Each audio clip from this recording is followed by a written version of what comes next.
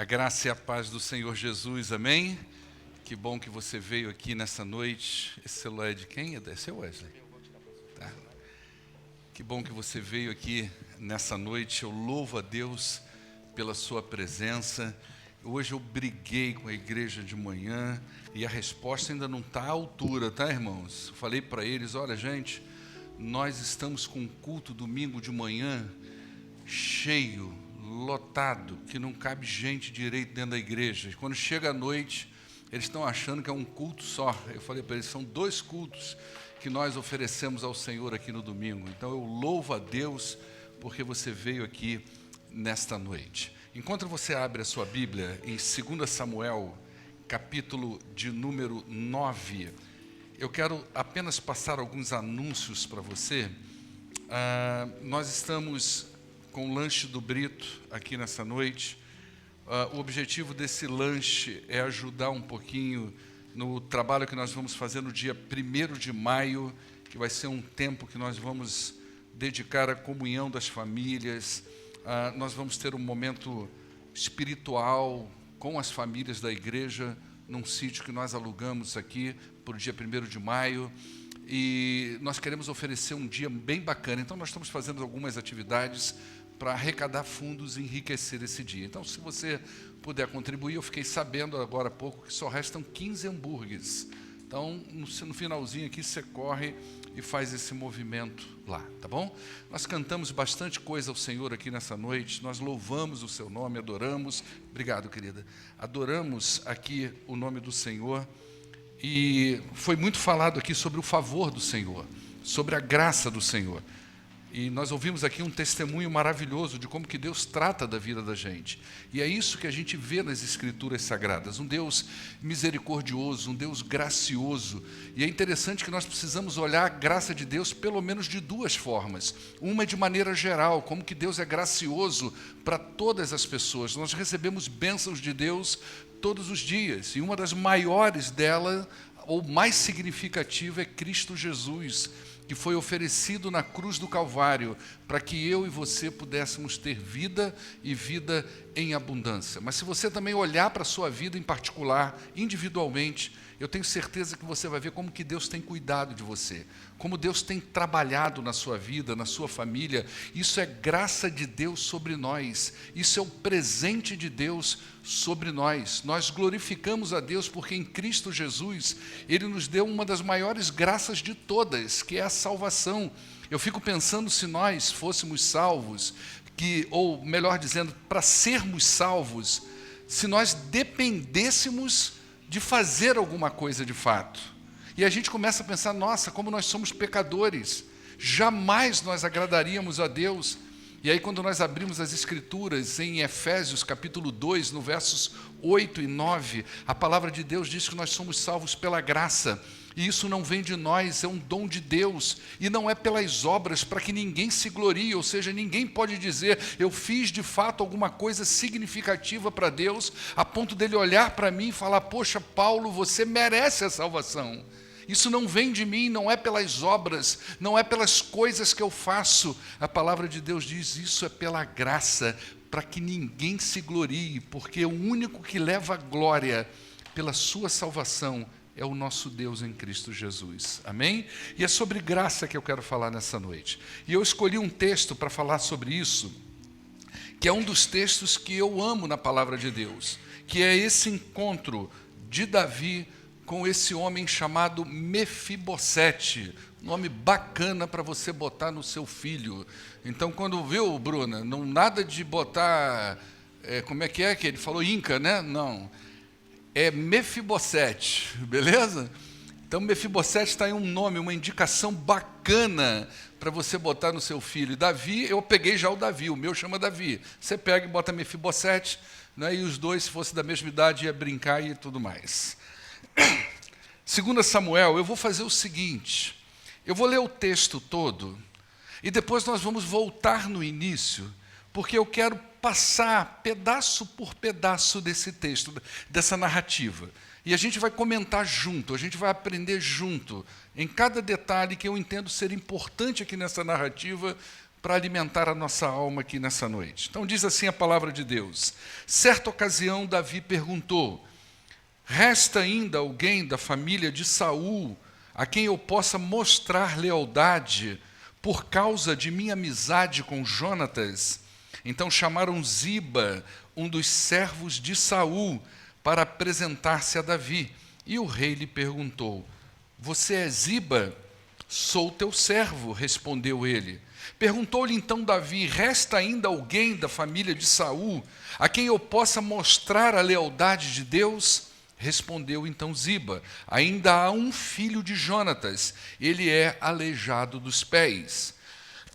Onde está ele? Perguntou o rei. Ziba então respondeu: na casa de Maquir, filho de Amiel, em Lodebar. Então o rei Davi mandou trazê-lo de Lodebar, e quando Mefibosete, filho de Jonatas e neto de Saul, compareceu diante de Davi, ele prostrou-se com o rosto na terra. Então Davi perguntou: Mefibosete? Perguntou Davi. Ele respondeu: sim, eu sou o teu servo. Não tenha medo, disse-lhe Davi, pois é certo que eu o tratarei com bondade por causa de minha amizade com Jonatas, seu pai. Eu vou devolver-lhe todas as terras que pertenciam ao seu avô Saul, e você comerá sempre na minha mesa. Mefibosete então prostrou-se e disse: quem é o teu servo, para que te preocupes com um cão morto como eu? Então o rei Davi convocou Ziba e disse-lhe: devolvi ao neto de Saul, seu senhor, tudo o que pertencia a ele e à família dele. Você, seus filhos e seus servos cultivarão a terra para ele. Você trará a colheita para que haja provisões na casa do neto do meu senhor ou do seu senhor. Mas Mefibosete comerá sempre na minha mesa. Ziba tinha 15 filhos e 20 servos. Então Ziba disse ao rei: o teu servo fará tudo que o rei, meu senhor, ordenou. Assim Mefibosete passou a comer na mesa de Davi como se fosse um de seus filhos. Mefibosete tinha um filho ainda jovem chamado Mica, e todos os que moravam na casa de Ziba tornaram-se servos de Mefibosete. Então Mefibosete, que era aleijado dos pés, foi morar em Jerusalém, pois passou a comer sempre na mesa do rei. Amém? Vamos orar ao nosso Deus. E eu quero te pedir um favor agora. Aproveite esse tempo para orar pela sua família. Talvez você esteja com seu familiar aí agora, que está do seu lado. Aproveite esse momento e interceda pela vida dele. Nós aprendemos aqui com Wesley hoje como que é valoroso isso. A gente orar por um filho, a gente orar por um cônjuge, a gente orar por um parente. Então coloque essa pessoa que está do teu lado aí. Se ele for da sua família, amém. Se não for, ele é seu irmão em Cristo Jesus, você vai interceder pela vida dele.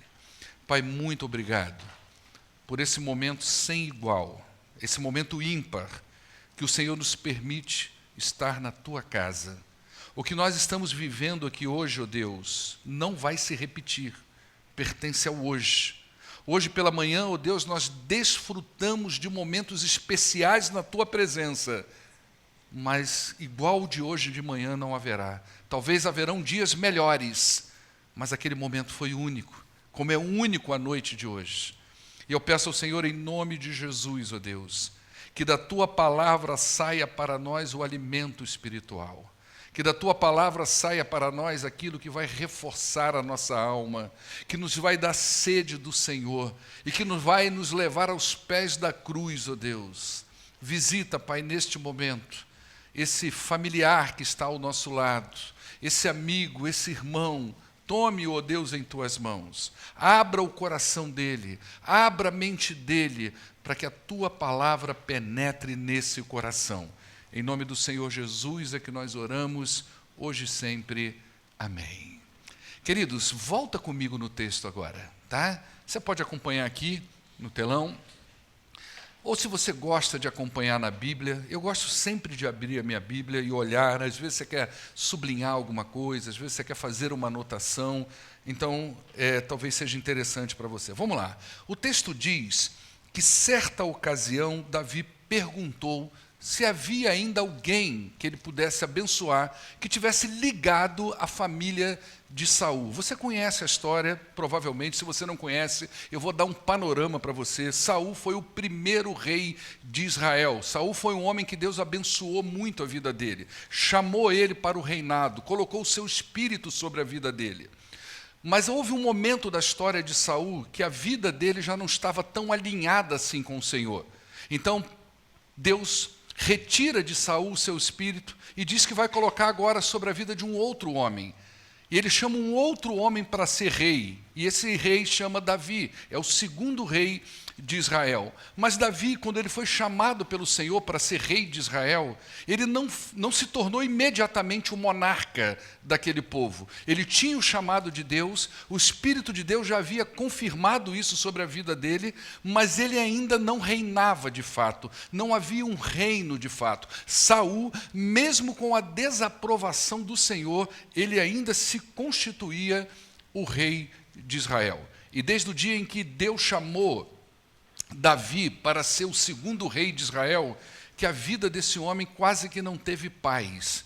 Quando Saul percebeu que ele tinha perdido o seu reinado e que agora Deus havia dado isso a outra pessoa, e essa outra pessoa era Davi, Saul começou a perseguir ele. Davi ainda era um jovenzinho e já era perseguido amplamente pelo rei Saul. E a vida dele não tinha descanso. Ele andou em cavernas, ele andou fugindo, ele andou para tudo quanto é lado, fugindo de Saul. Mas quando chegou um momento, e aí você entra aí em 2 Samuel, talvez, já no início de 2 Samuel, você vê que o rei Saul morre numa batalha e junto com ele morre o seu filho Jonatas. E mesmo sendo muito perseguido por Saul, Davi sempre nutriu um respeito muito grande por ele.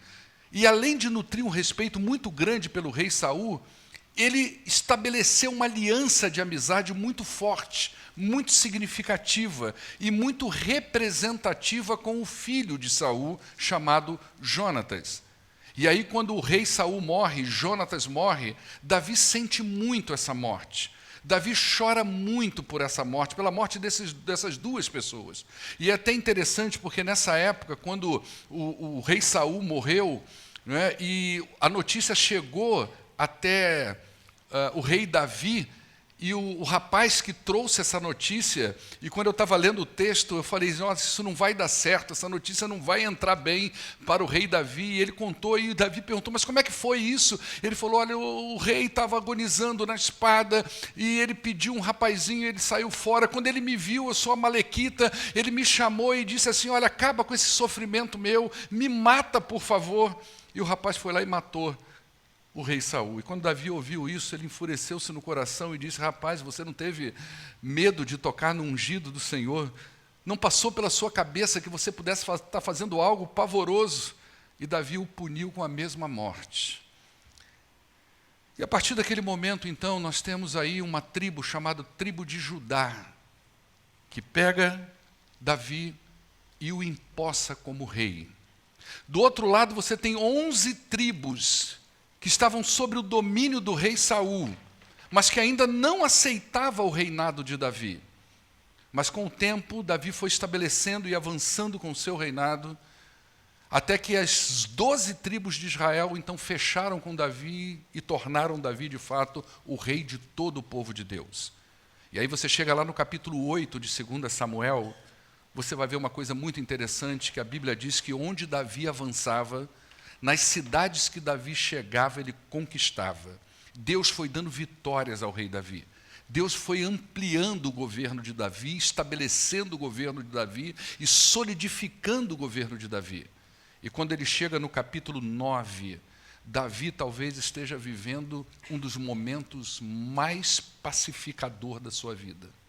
Talvez ele esteja vivendo agora o momento mais tranquilo da sua história. Tudo está conquistado, não tem mais inimigos que possam prevalecer sobre Davi nesse momento da sua vida. Todos os lugares. No capítulo 8, você vai ver no verso de número 6 e no verso de número 15 ou 14, você vai ver que o Senhor dava vitória a Davi em todos os lugares que Davi andava.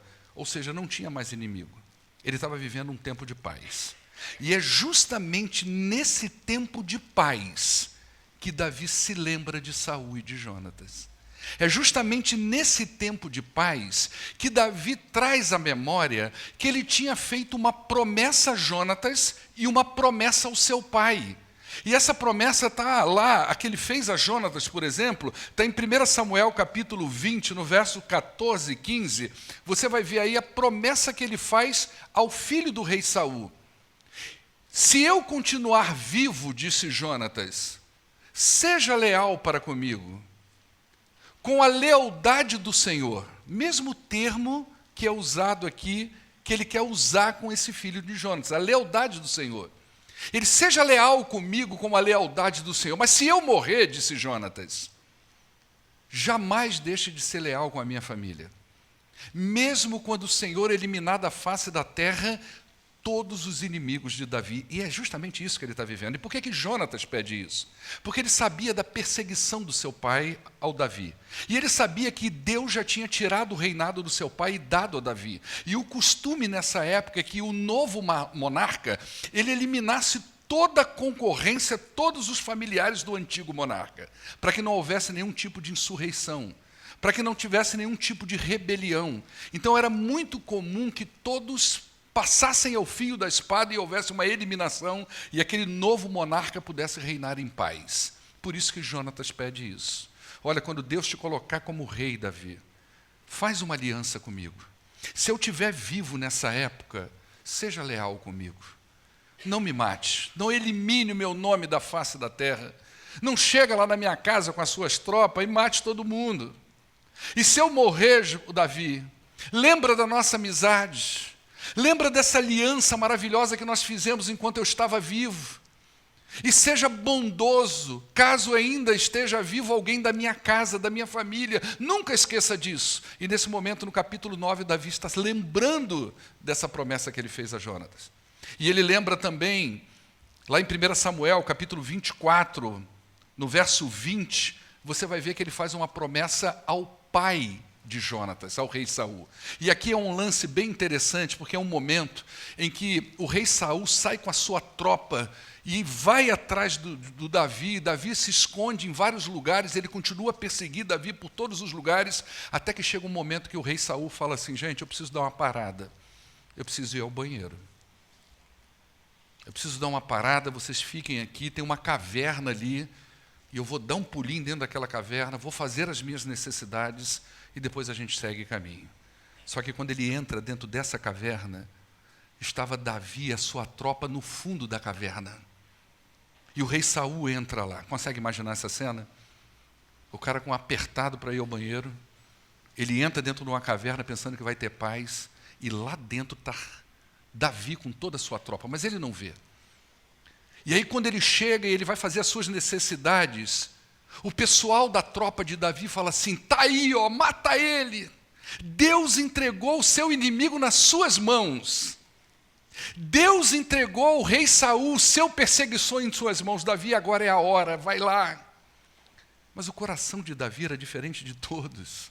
E é por isso que ele é um homem segundo o coração de Deus. E ele tinha um respeito muito grande pelo rei Saul, porque ele entendia que, a despeito de Deus já ter ungido ele mesmo como rei, quem estava no comando era Saul. E ele entendia que se Saul estava no comando é porque Deus ainda estava o mantendo naquele comando. Então Davi tinha uma reverência, um zelo, uma sinceridade muito grande, primeiro com Deus e depois com as coisas que Deus estabelecia. E isso é muito importante para nós. Nós precisamos aprender a ter zelo com as coisas de Deus. Nós precisamos aprender a ter zelo com o Senhor, sinceridade com o Senhor, respeito com o Senhor, ensinar a nossa família, a nossa casa, os nossos filhos a valorizarem as coisas do Senhor e respeitar tudo aquilo que Deus coloca na vida da gente. Então Davi olhou para Saul e disse assim: não, eu não posso tocar nesse homem. Eu não posso mexer com esse homem, porque de fato ele está nessa posição porque Deus colocou. Então, enquanto Saul estava fazendo as suas necessidades, Davi pegou uma faca, foi lá num pedaço da roupa e cortou um pedacinho da roupa do Saul e colocou no bolso. Mas aquilo doeu um pouco. Aquilo mexeu com a consciência dele. E quando o rei Saul sai da caverna, Depois que ele se junta com a sua tropa, Davi vai na beira da caverna e diz: olha aí, ó meu rei, meu senhor, por que o Senhor está me perseguindo? Eu não sou contra o Senhor, eu não quero o seu mal. E ele pega esse pedacinho de pano e mostra: está vendo aqui?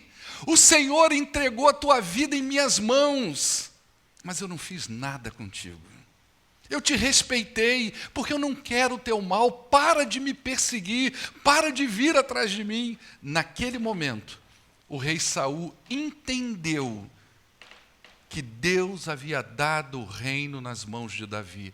E aí ele diz no verso de número 20, agora eu tenho certeza de que você será o rei e de que o reino de Israel será firmado nas suas mãos. Aí olha o verso 21, o que ele vai dizendo. Congelei, Paulo Gomes, ou Paulo Júnior. Aqui, ó, Paulo Júnior, como é que eu estou? E manda... Uai.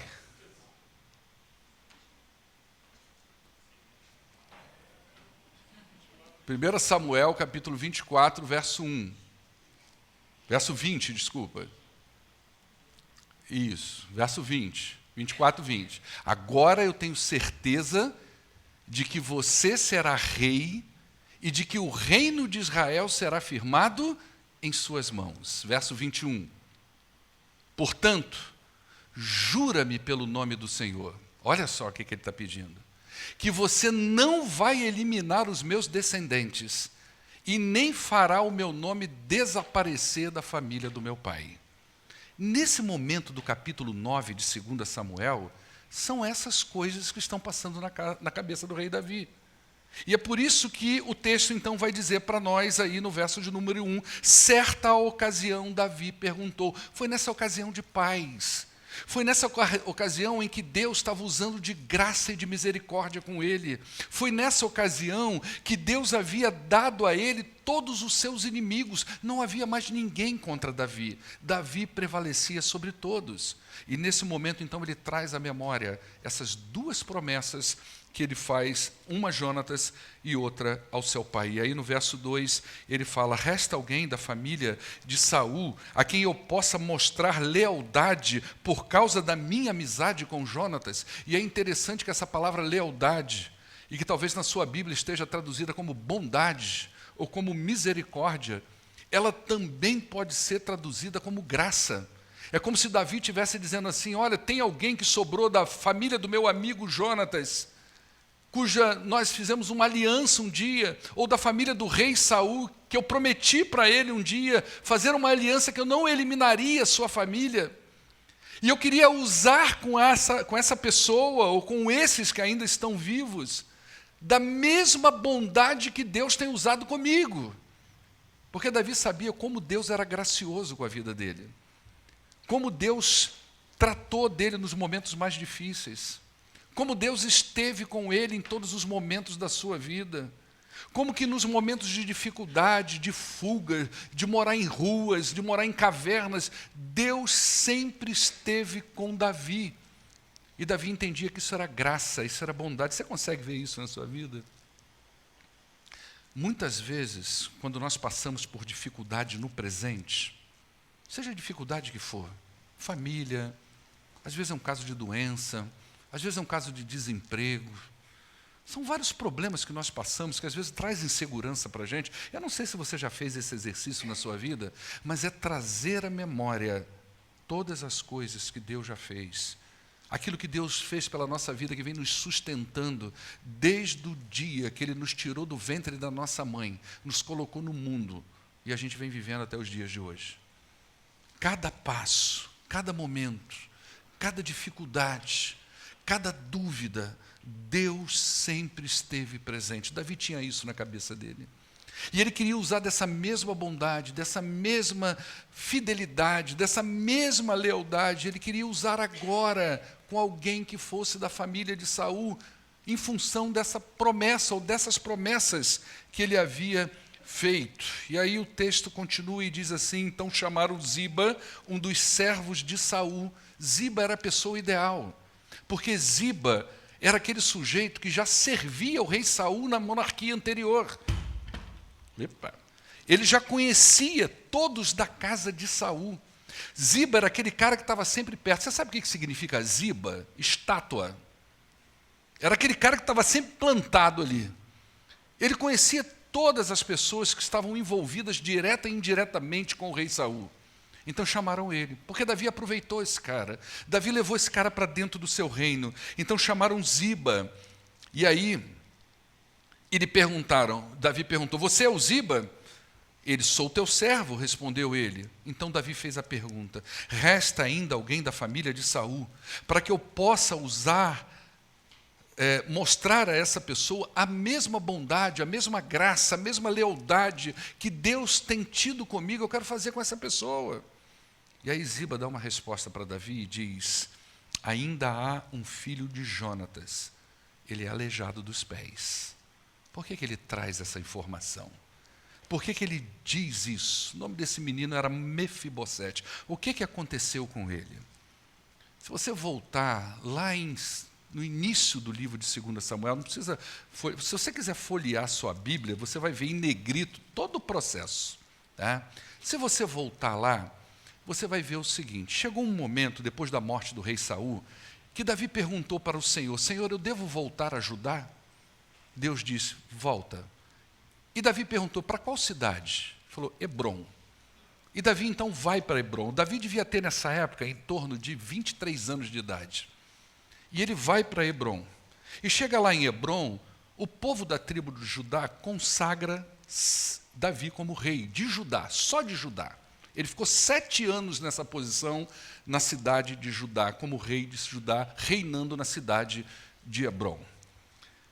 As outras 11 tribos que pertenciam à família de Saul, o que eles fizeram? Um comandante chamado Abner, um camarada muito forte, muito poderoso, um guerreiro nota 10, ele pegou um dos filhos de Saul chamado Isbosete, também é um nome legal para você pôr no seu filho, né? Isbosete. Ele pegou Isbosete e fez de Isbosete rei das 11 tribos. Isbosete devia ter na faixa dos 40 anos de idade nessa época, mas era um homem medroso. Ele não tinha muita coragem, ele era vacilante. Ele confiava no poder do seu comandante chamado Abner. Até que um dia houve um desentendimento entre Isbosete e Abner. E o que Abner fez então? Ele correu até o rei Davi e falou, vamos fazer uma aliança e unificar esses reinos. E ele foi. Ele foi com uma tropa de mais ou menos 30 homens. O rei Davi o recebeu muito bem, fez uma mesa, um banquete legal, botou todo mundo para sentar, eles comeram, eles beberam, firmaram essa aliança e Abner então foi embora. Mas no momento em que Abner sai da presença de Davi, vem chegando o comandante de Davi, um outro homem forte, poderoso, chamado Joabe. E Abner e Joabe tinham um problema, porque na primeira guerra entre Judá e as outras 11 tribos de Israel, o irmão de Joabe, chamado Azael, a Bíblia diz que ele corria em terreno plano igual uma gazela, de tanta velocidade. Ele tinha então, Joabe, esse irmão chamado Azael, e nessa batalha entre Judá e Israel, Judá começou a prevalecer sobre as 11 tribos. E Abner saiu fugido, e Azael foi atrás dele. E ele corria atrás de Abner, e Abner olhou para trás e falou, é você, Azael? Ele falou, sou eu, vou te pegar. E o Abner falou, cara, não vem. Olha para a esquerda, olha para a direita, se desvia, vai atrás de um outro soldado, não vem atrás de mim, não. Eu vou matar você, cara. Mas mesmo assim, Azael, aquele jovem impetuoso, né? E eu vou pegar, porque nós já ganhamos, o Senhor deu esse negócio para nós, e vamos atrás. E o Abner então se vira e transpassa a sua lança na barriga de Azael. Acabou aquele momento, acabou aquela guerra, Joabe pegou seu irmão, enterrou, mas ficou no coração. E quando Joabe então vem dessa batalha, e Davi está lá, e o outro comandante das 11 tribos vai saindo, ele fala assim, por que você recebeu esse homem? Ó meu rei, esse cara quer enganar a gente. Esse cara está querendo ver, ele veio aqui para espionar a gente, ele não quer fazer aliança nenhuma. Joabe então, com aquele desejo de vingança no coração, pede alguém do seu comando, vai atrás dele, pede ele para voltar com a tropa dele.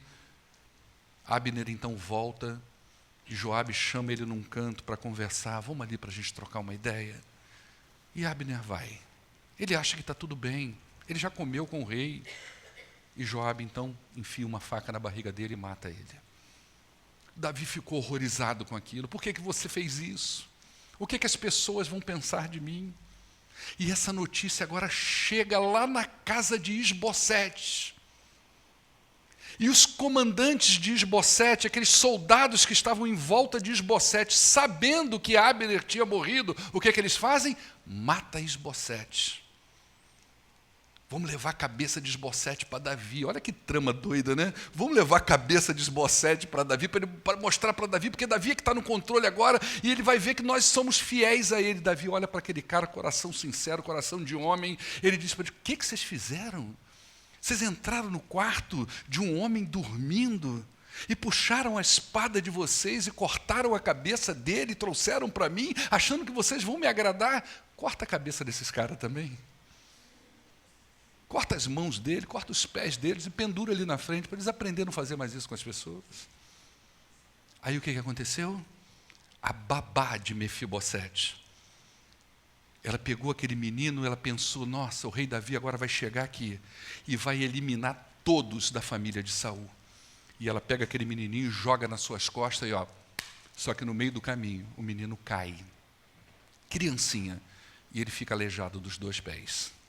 Esse é Mefibosete.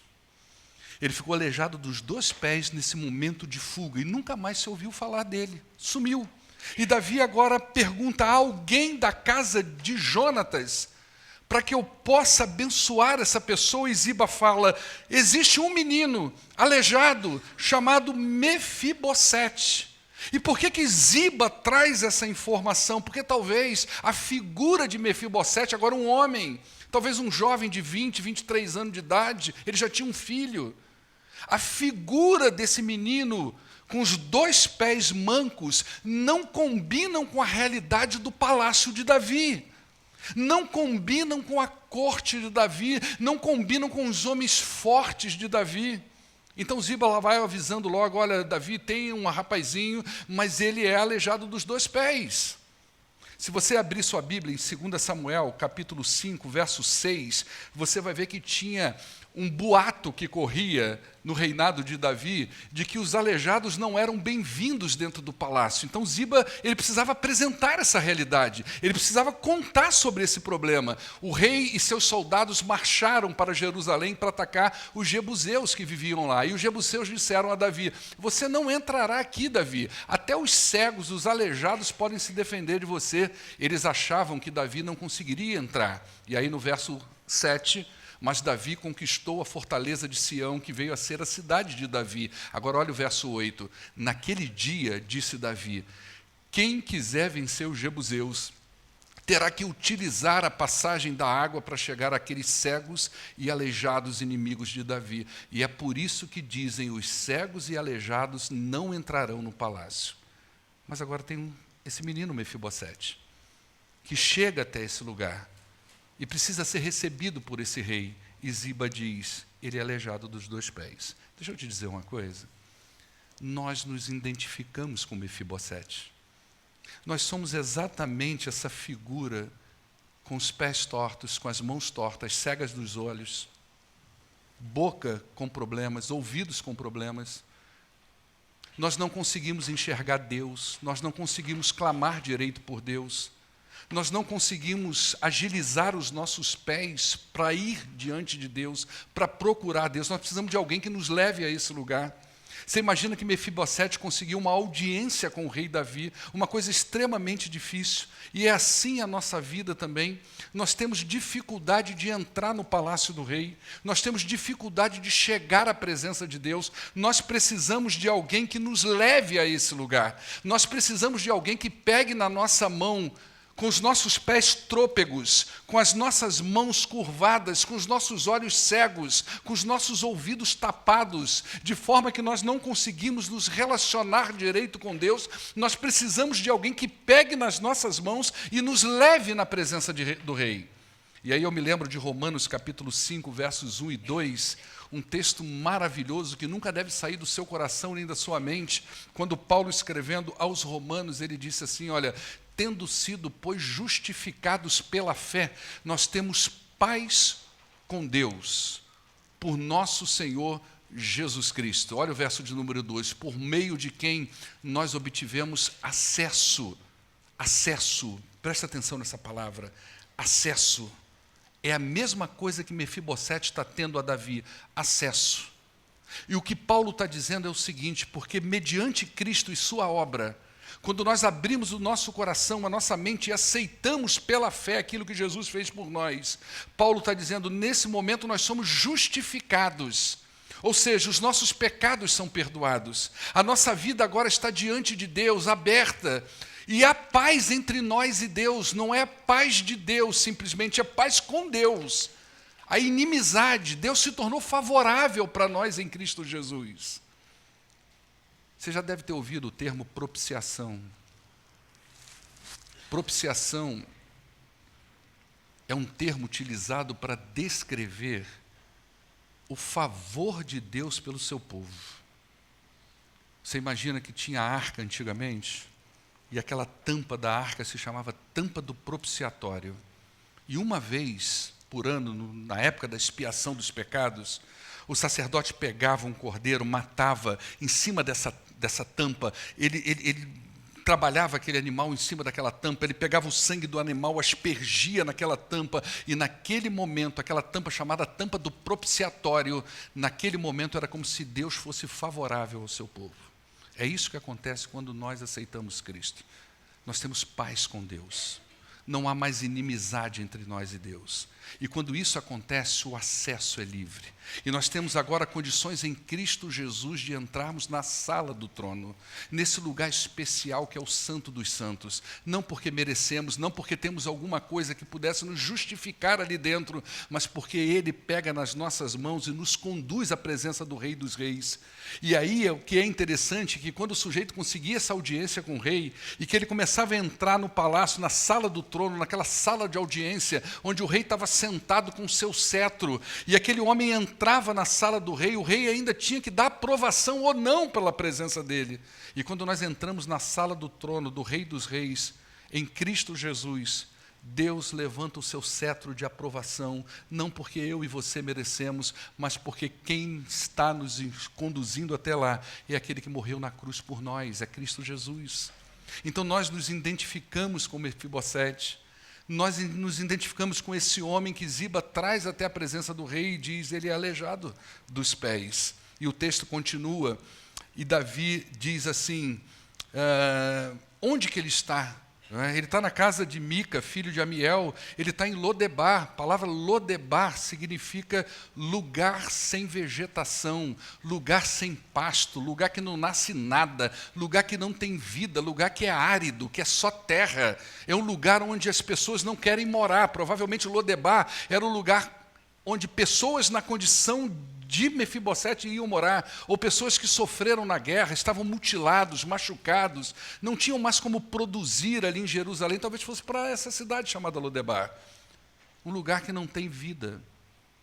Mefibosete vivia nesse lugar, o lugar onde muita gente sem Cristo ainda está, num lugar simbólico da vida, onde não há sentido, onde não há produção, onde não há graça, onde não há alegria, onde a vida não tem sentido, onde você faz, mas não vê resultado do seu trabalho, aonde você às vezes tem muita coisa, mas não tem satisfação no seu coração. Lodebar é o lugar onde de vez em quando há uma brincadeira, de vez em quando há uma alegria, mas o estado do coração é sempre a tristeza, é sempre a falta. Lodebar é o lugar de falta, é o lugar onde a existência não tem muito sentido. O que a gente está fazendo em Lodebar? Lodebar é o lugar onde muitas pessoas sem Cristo estão, sem sentido no seu coração, na sua vida, trabalhando arduamente todos os dias, mas não vendo o fruto alegre e satisfatório do seu próprio trabalho. E Davi então olha para esse menino e diz, ou melhor, diz para Ziba, está aí no verso de número 6, né? verso de número 4, onde ele está, perguntou o rei a Ziba, na casa de Maqui, ou seja, provavelmente ele morava de favor em Lodebar. Então o rei Davi mandou trazê-lo de lá desse lugar chamado Lodebar, e quando Mefibosete, filho de Jonatas e neto de Saul, compareceu diante de Davi, ele fez uma das coisas que todos nós precisamos comparecer quando nós entendemos o chamado do Senhor. Ele se prostrou. Prostrar é sinônimo de humilhação, de quebrantamento. Humilhar-se, colocar o rosto em terra, é sinônimo que você está reconhecendo que quem está diante de você é uma autoridade. E uma autoridade que pode fazer com você o que bem entende. Porque você fica imaginando a cabeça de Mefibosete. Por que esse homem mandou me chamar? Eu sou aleijado dos 2 pés, estou numa cidade esquecida. Ele agora eliminou todos os seus inimigos, ele está vivendo um tempo de paz, ele talvez tenha lembrado, ainda existe alguém da família de Saul, e ele deve ter pensado, esse rapaz, ele vai criar uma insurgência contra o meu reino, eu vou chamar ele, que eu quero eliminar ele pessoalmente. Então ele chega na presença de Davi e prostra-se, como um sinal de humilhação e de reconhecimento de autoridade. Gente, Mefibosete nos ensina como nós devemos nos aproximar do Rei Jesus. É assim, com o coração quebrantado, humilhado, reconhecendo que nós estamos diante de uma autoridade, daquele que pode nos libertar dos nossos pecados, que pode salvar a nossa vida da perdição eterna. E esse é Jesus para nós. E aí ele manda chamar esse menino e ele se prostra com o rosto em terra e ele pergunta: Mefibosete, é você? Perguntou Davi, ele respondeu: sim, eu sou o teu servo. E Mefibosete, talvez com o coração apreensivo, o que vai acontecer comigo agora? Como é que vai ser? Será que ele vai me matar? Será que ele vai me decapitar? E olha a palavra no verso 7 que Davi dá a Mefibosete: não tenha medo, não tenha medo. Quanta gente tem medo de se aproximar de Deus? Quantas pessoas têm tanta culpa no coração e na mente, que às vezes fica pensando, será que Deus vai me aceitar? Será que Deus vai ser bondoso comigo? Será que Deus realmente vai perdoar os meus pecados? Eu já fiz tanta coisa errada nessa vida. Eu já fiz tanta coisa que Deus desaprova. Eu estou esquecido nesses Lodebar da vida. Eu estou esquecido longe de Deus. Será que agora Deus realmente vai perdoar os meus pecados? Será que realmente Deus vai levar em conta toda a maldade que eu fiz e Ele vai dizer para mim: meu filho, não há salvação para a sua vida? E a resposta de Davi a Mefibosete é justamente essa: não tenha medo. E é a resposta que Deus dá para a gente através da obra de Cristo Jesus. Presta atenção numa coisa, gente, isso aqui não é sobre punição, é sobre restauração. Davi não chamou Mefibosete para punir. Davi chamou Mefibosete para restabelecer. E é isso que Deus faz com a gente. E ele diz no verso 7, disse-lhe Davi: pois é certo que eu o tratarei com a bondade, com a graça, por causa de a minha amizade com Jonatas, seu pai. Eu vou devolver a você todas as terras que pertenciam ao seu avô Saul, e você comerá sempre na minha mesa. Olha que coisa. Olha o que Deus está fazendo aqui. Olha a graça sendo demonstrada através da vida de Davi. Gente, os textos do Antigo Testamento, muitos textos do Antigo Testamento, é para nos mostrar o que Cristo faz com a gente. E Davi, de certa forma, ele é um mediador imperfeito. E se Davi teve condições, sendo imperfeito, de manifestar tal graça para um homem nas condições de Mefibosete, imagina o mediador perfeito que é o Senhor Jesus, o quanto Ele não pode mostrar de graça sobre a sua vida, o quanto Ele não pode mostrar de favor sobre a sua vida. Ele restaura, Ele cuida. Então, isso aqui não é sobre uma punição na vida de Mefibosete, é sobre restauração de vida, é restauração do caráter, é restauração da dignidade, é restauração da honra. E aí no verso de número 8, ele diz assim, não é? Mefibosete prostrou-se então diante dele e disse: quem é o teu servo para que te preocupes com um cão morto? Olha a visão que ele tinha dele mesmo. O cachorro já não era bem-vindo entre o povo judeu. Imagina um cão morto. Você já viu um cão morto na estrada? Você faz o quê quando você vê um cachorro morto na estrada? Normalmente você passa batido, né? É o que acontece. Quando a pessoa, o cachorro é dela, ela ainda tem um carinho. Ela quer fazer um enterro, ela chora. Né? Às vezes quer que o pastor vá fazer o velório. Pode acontecer. Não é? Fazer o velório. Vai consolar a pessoa. Tem tudo isso. A gente tem que levar em consideração a dor que cada pessoa sente. É o respeito que a gente tem pelas pessoas. Né? Mas, no geral, quando você vê um cão morto, você não dá o menor valor. Mefibosete está dizendo assim, quem sou eu que não tenho valor nenhum? Quem sou eu, uma pessoa perdida, numa cidade perdida, para que um homem na tua posição, nas tuas condições, pudesse olhar e dizer, eu vou restaurar a sua vida. Você imagina isso? Agora, pensa na sua relação com Deus. Porque o pecado, presta atenção numa coisa, nós somos, da criação de Deus, aquilo que há de mais belo, aquilo que há de mais lindo, a coroa da criação. Deus criou tudo, mas quanto a nós, Ele disse, façamos a nossa imagem e a nossa semelhança. Olha que coisa maravilhosa. Você entende isso? Que você é aquela perfeição de Deus, mas o pecado estragou tudo. E nós passamos a ser cópias imperfeitas, cópias deformadas. Isso criou uma barreira entre nós e Deus. E nós passamos a ser justamente essa descrição, como um cão morto. Era assim que Deus poderia nos tratar, como um cão morto. Você sabe qual é o problema do pecado do Éden? A gente fala, foi a desobediência. Adão e Eva comeram aquela fruta, eles desobedeceram a Deus. Você já ouviu isso, não já? Eles desobedeceram a Deus. Deixa eu te falar uma coisa, é mais do que isso. É uma traição. Deus confiou àquele casal liberdade, autoridade, poder, governança, como que dizendo para eles assim, eu confio que vocês vão fazer a coisa certa. Você sabe o que a gente fez no Éden? Nós traímos a confiança de Deus. O pecado é grave. Por isso que a oferta pelo pecado é cruz, é sangue derramado, porque foi grave. Nunca mais nós conseguimos consertar isso. Precisou vir Jesus Cristo, tirar a gente de Lodebar,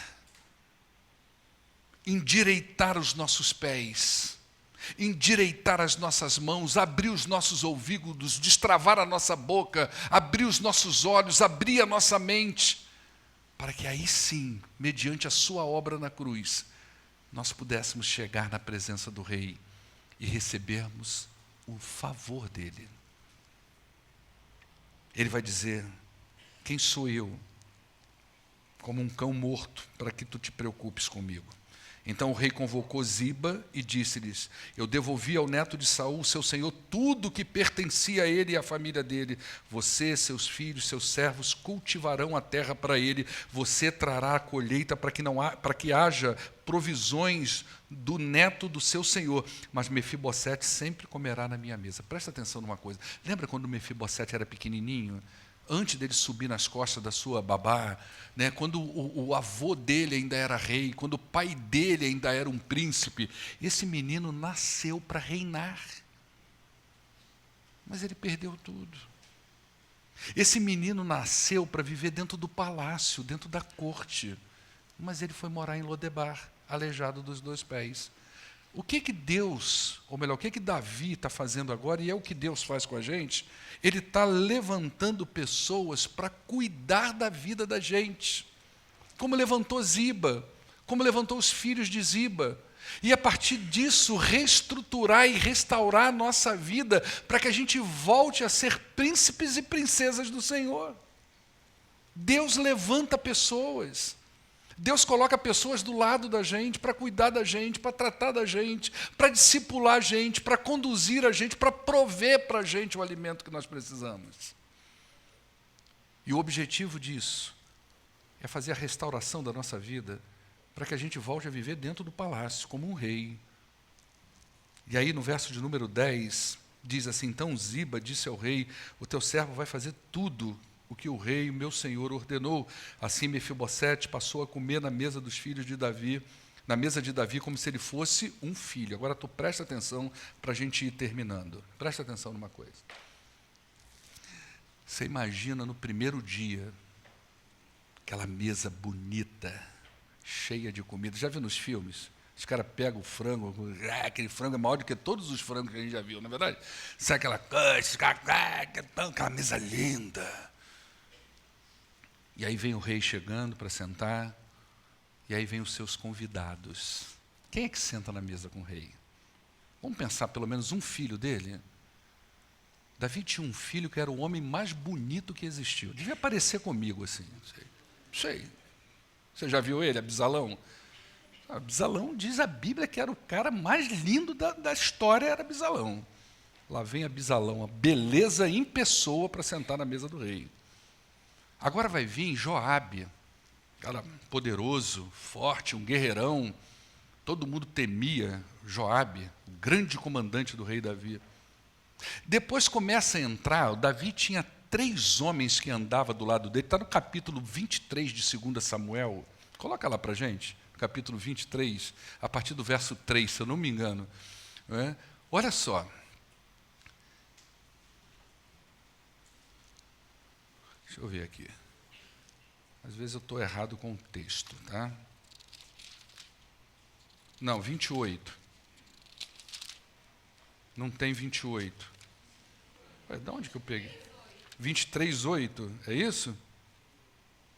Bota lá no 23:8. Isso aí. Quem falou? Foi você, Yara? Obrigado, querida. 23:8. Eu sabia que tinha 8, que tinha 2 e que tinha 3. Só precisava montar, né? Só precisava montar. Eu sabia que tinha 2, que tinha 3, que tinha 8 e tal. Só precisava montar, né? Mas olha só. Olha os nomes dos principais guerreiros de Davi. Um deles chamava Jabezão. Ok? Um taquimonita, chefe dos 3 guerreiros principais. Numa ocasião, com uma lança, ele enfrentou 800 homens numa mesma batalha e matou eles. Todo o exército de Israel fugiu, ficou só ele. Tá certo? Ele estava lá na mesa de Davi. Olha o outro, passa para frente aí. Depois dele, Eleazar, filho do Aioíta Dodô. Ele era um dos 3 principais guerreiros, esteve com Davi quando os filisteus se reuniram em paz Damim para a batalha. Os israelitas recuaram. Verso 10. Mas ele manteve a sua posição, feriu os filisteus até sua mão ficar dormente e grudar na espada. O Senhor concedeu uma grande vitória a Israel naquele dia, e o exército voltou para onde Eleazar estava, mas apenas para saquear os mortos. Quem matou todo mundo foi ele. Olha o verso seguinte. Depois dele veio Samar. A gente só vai falar de 3, mas tem vários, tá? Filho de Agé, de Arar. Os filisteus reuniram-se em Lei, onde havia uma plantação de lentilha, e o exército de Israel fugiu dos filisteus. Mas Samar, ele tomou uma posição no meio da plantação, defendeu e derrotou os filisteus. O Senhor concedeu-lhe uma grande vitória nesse dia. Ok? Presta atenção, são esses homens que sentam na mesa de Davi. A mesa está posta, pessoas estão chegando. E Davi fala assim, mas ainda falta umzinho. Falta um que estou tratando como filho. Mas quem é? E de repente eles olham para o corredor do palácio, perto da mesa, e vem aquele menino andando torto. E todo mundo, com essa força e com essa beleza, olha para ele e diz, tem certeza disso? É isso mesmo? É. Senta aqui, meu filho. E quando ele senta na mesa, é interessante porque a mesa esconde todos os nossos defeitos. Da mesa para cima, todo mundo é igual. Os pés tortos estão debaixo da mesa. Tudo foi coberto pela misericórdia e pela graça. É isso que Deus faz com a gente. Entende isso? Talvez você não seja aleijado dos pés, nem das mãos, mas da alma.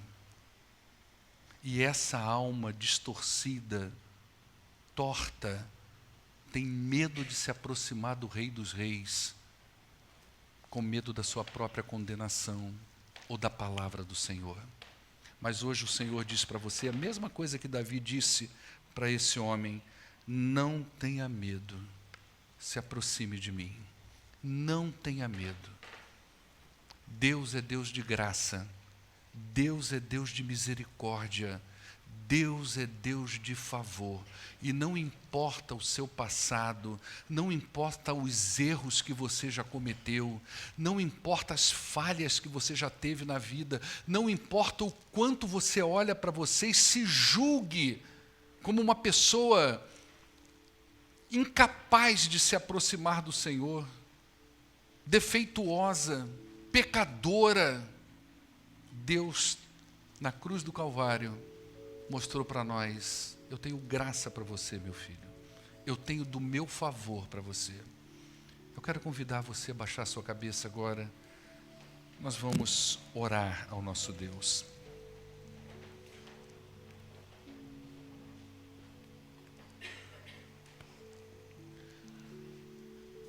Talvez nós tenhamos Mefibosetes aqui nesta noite. Pessoas que estão esquecidas pelos cantos, se sentindo tortas demais para se aproximar de Deus. Talvez nós tenhamos pessoas aqui nesta noite que mesmo que tenha vivido a sua vida de uma maneira digna socialmente, mas sempre se sentiu em Lodebar, como se tivesse faltando alguma coisa, com aquele desejo de um preenchimento, consegue identificar o vazio do seu coração, da sua alma. Mas hoje você ouviu que Deus é Deus de graça e misericórdia, e que assim como Davi usou de graça com esse rapaz, por amor a Jonatas, Deus usa de graça com você por amor a Jesus Cristo. Jesus Cristo é a grande ponte, é o grande elo, o grande veículo dessa graça sobre nós. E hoje você pode dizer isso para Deus: Senhor, eu andei tanto tempo longe, perdido, eu sempre me senti indigno da Tua presença, mas hoje eu entendi que existe graça e misericórdia em Tuas mãos. E hoje Ele te convida: vem, meu filho, não tenha medo. Eu quero orar pela sua vida. Não vou pedir a você para sair do seu lugar, não vou expor você, não vou falar seu nome, nada disso. Eu só quero orar por você. Eu só quero pedir a Deus que ajude você na sua caminhada de vida. Eu só quero orar ao Senhor, dizendo para Ele: Senhor, obrigado por receber essa pessoa em seus braços. Você quer isso? Levante uma de suas mãos, eu quero orar por você. Tem alguém lá atrás? Graças a Deus, pode baixar sua mão lá em cima, aqui embaixo também já vi suas duas mãos levantadas, aqui lá no fundo também já vi sua mão levantada também, pode baixar. Tem mais alguém? Não? Nós vamos orar ao nosso Deus. Senhor, eu quero neste momento interceder por todas essas mãos que se levantaram aqui. Ah, Senhor, visita o coração. O Senhor sabe o que está na mente e no coração dessas pessoas. Talvez nós tenhamos pessoas aqui que pela primeira vez na sua vida está levantando as suas mãos e dizendo para o Senhor: Senhor, me recebe. Talvez nós tenhamos pessoas aqui, ó Deus, que estão saindo de Lodebar, que o Senhor já trabalhou um dia no coração, e hoje estão dizendo: Senhor, eu quero entrar no Palácio Real. O Senhor conhece o coração dessas pessoas. Trata individualmente para a glória do Teu nome. Mexe, ó Deus, com as emoções, com a mente, com o coração. Restaura a vida. É isso que nós pedimos ao Senhor. Restaura a vida dessas pessoas, ó Deus. Se eles levantaram a mão, Pai, é um passo de fé. Só o Senhor sabe, talvez, a dificuldade que eles tiveram para fazer esse movimento, mas eles fizeram. Honra isso, ó Deus, trabalhando nessa vida, trabalhando no coração deles, ó Deus, e mostrando o grande amor do Senhor derramado na cruz, na vida deles. Em nome do poderoso Jesus, eu os consagro em Tuas mãos nessa noite. Em nome de Jesus. Amém. Vamos ficar de pé, vamos adorar o Senhor.